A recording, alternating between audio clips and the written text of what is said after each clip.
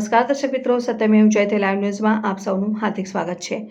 Vadodara election ward number 14માં રાવપુરા વિધાનસભાના ધારાસભ્ય અને ગુજરાત સરકારના મુખ્ય દંડક બાળકૃષ્ણ દ્વારા વિકાસલક્ષી કામોનું ખાતમુહૂર્ત કરવામાં આવ્યું।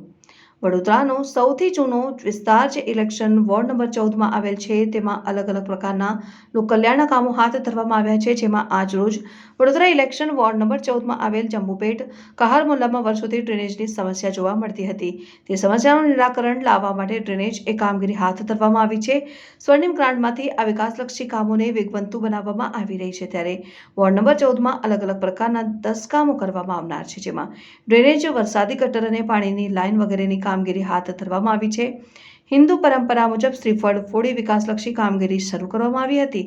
આ પ્રસંગે રાવપુરા વિધાનસભાના ધારાસભ્ય અને ગુજરાત સરકારના મુખ્ય દંડક બાળકૃષ્ણ શુક્લા, વિસ્તારના અગ્રણીઓ અને વોર્ડ નંબર 14ના મ્યુનિસિપલ કાઉન્સિલર નંદાબેન જોશી, સચિન પાટડિયા, હરેશ જિંગાર, નીલમબેન ચોકસી અને વોર્ડની ટીમ તથા કાર્યકર્તાઓ વિશેષ ઉપસ્થિત રહ્યા હતા।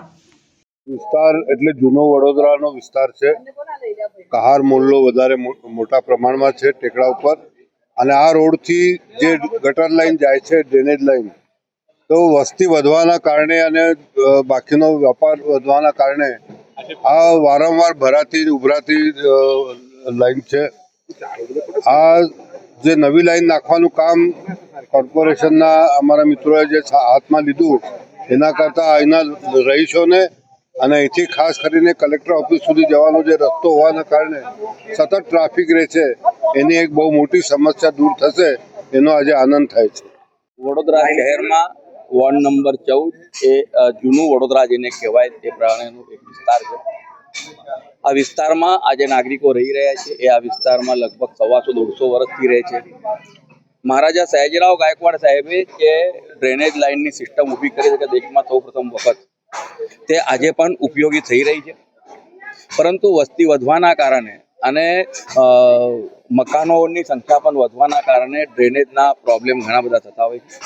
આ વિસ્તારના અમારા કાઉન્સિલર મિત્રો અને સંગઠનના ટીમ જ્યારે વારંવાર આ વિસ્તારની મુલાકાત કરતા હતા, ત્યારે જે એક મહત્વનો મુદ્દો ધ્યાનમાં આવ્યો, આજે જેને આપણે કહાર મોહલ્લો કહી શકીએ, જેને ખારીવાવ રોડ અને જંબુપેટને જોડતો વિસ્તાર કહી શકાય છે, એ વિસ્તારમાં ડ્રેનેજની લાઈનો વારંવાર ઉભરાતી હોવાના કારણે રાજ્ય સરકારના સ્વર્ણિમ ગ્રાન્ટમાંથી, એટલે કે માનનીય મુખ્યમંત્રી શ્રી ભૂપેન્દ્રભાઈ પટેલ સાહેબ દ્વારા શહેરી વિસ્તારમાં અનેકવિધ કામો જે હાથ પર લેવાય છે અને ખૂબ મોટી જેની અમાઉન્ટ થતી હોય છે, જેની સંખ્યા મોટી થતી હોય છે, એ બધા જ કામો સ્વર્ણિમની ગ્રાન્ટ હેઠળ કરવા માટેનું જે આયોજન કરવામાં આવ્યું, અને તેમાં આજે વડોદરા શહેરના રાવપુરા વિધાનસભા વિસ્તારના વોર્ડ નંબર 14માં અલગ અલગ પ્રકારના કામોની જ્યારે શુભારંભ થઈ રહી છે, ત્યારે ડ્રેનેજના કામો, વરસાદી ગટરના કામો અને પાણીની લાઈનો બદલવાના કુલ મળીને 10 જેટલા કામોનો જે શુભારંભ થઈ રહ્યો છે, અને જેની કિંમત લાગત લગભગ 1,10,00,000થી પણ વધારે થતી હોય છે।